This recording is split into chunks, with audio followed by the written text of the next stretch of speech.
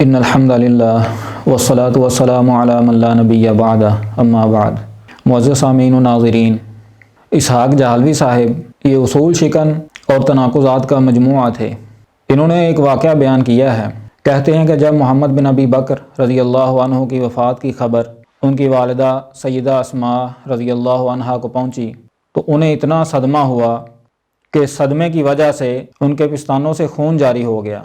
اور میرے بھائی ماں دا لکھ دے جی اسماء سی نا وہ والدہ اسماء نے پہلا حضرت جعفر دیکھے اے امام ابن حجر لکھ دے صحیح سن نا جدوں خبر ملی حالانکہ بڈھی ہو چکی مگر اتنا صدمہ ہوا کہ پستان جڑے سی نا جو خون چل گیا، خون دے پھارے نکل گئے۔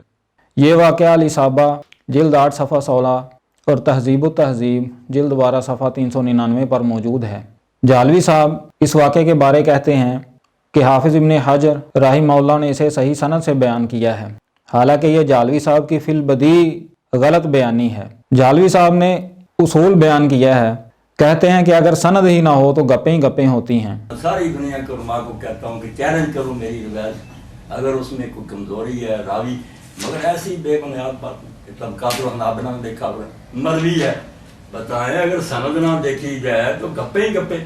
اور جھالوی صاحب نے خود یہ جو واقعہ بیان کیا ہے یہ بے سند ہے۔ اصابہ میں بھی بے سند ہے اور تہذیب و تہذیب اس میں بھی بے سند ہے۔ اصابہ میں یہ یقالو کے صیغے کے ساتھ ہے، یعنی صیغہ تمریز کے ساتھ، اور صیغہ تمریز کے بارے میں جھالوی صاحب کہتے ہیں کہ جو بات رویہ، مرویون، قیلہ، یقالو ان جیسے صیغوں کے ساتھ ہو، صیغہ تمریز کے ساتھ جو بات مروی ہو، مذکور ہو، وہ بات بے بنیاد ہوتی ہے۔ حالانکہ سب جانتے جب ہمیں کہیں نا مروی ہے، رویہ، یقال، قیلہ، بے بنیاد بات۔ جھالوی صاحب ان کے اصول کے مطابق انہوں نے جو یہ واقعہ بیان کیا ہے کہ جب محمد بن ابی بکر ان کی وفات کی خبر ان کی والدہ کے پاس آئی تو صدمے کی وجہ سے انہیں خون جاری ہو گیا، تو یہ واقعہ بے سند ہے، صیغہ تمریز سے مذکور ہے، اور جھالوی صاحب کے اصولوں کے مطابق یہ گپ بھی ہے اور بے بنیاد واقعہ ہے۔ جھالوی صاحب یہ صحابہ کرام رضی اللہ عنہم اور محدثین کرام ان کی گستاخی میں بڑے بے باک تھے۔ حافظ ابن حجر رحمہ اللہ ان کے بارے کہتے ہیں کہ حافظ ابن حجر انہوں نے ایک جگہ یہ لکھا ہے اور دوسری جگہ وہ بات کر کے مکر گئے۔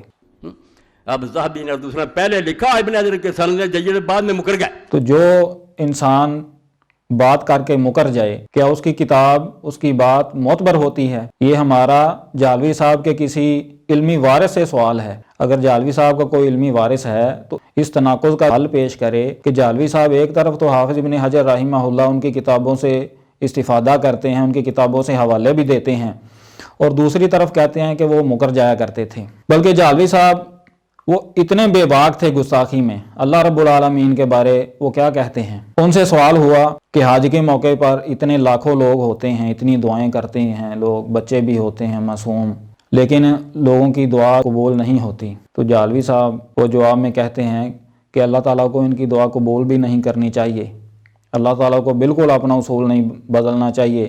اگر اللہ تعالیٰ ان کی دعا کو قبول کریں تو اللہ تعالیٰ کا بھی کوئی قاعدہ قانون نہیں ہے۔ میں صاف کہتا ہوں، یہ جھالوی صاحب کے الفاظ ہیں کہ اللہ تعالیٰ اگر ان کی کوئی دعا قبول کرے تو اللہ تعالیٰ کا بھی کوئی قاعدہ قانون نہیں ہے۔ مسلمانوں کو کرنا ہی ہے کہ کعبہ شریف میں دعائیں ہوتی ہیں، رمضان المبارک میں جب قرآن ختم ہوتا ہے امام صاحب پونا گھنٹہ روتے ہیں، دعا کرتے ہیں، لوگ بھی روتے ہیں، کوئی اثر نہیں ہوتا، ہونا چاہیے نہیں۔ بالکل اللہ تعالیٰ کو نہیں چاہیے کہ اپنی سنت تبدیل کرے اور ہم مسلمانوں کی مدد کرے، اگر وہ ایسا کرے تو اس کا بھی کوئی قاعدہ قانون، صاف بات ہے۔ اللہ رب العالمین سے دعا ہے ہمیں صحابہ کرام سے محبت کرنے والا بنا دے۔ وآخر دعوانا الحمد للہ رب العالمین۔